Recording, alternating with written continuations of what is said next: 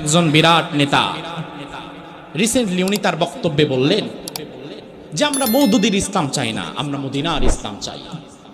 আলহামদুলিল্লাহ, মওদুদির ইসলাম আমরা কেউ চাই না, আমরা প্রত্যেকেই মদিনার ইসলাম চাই।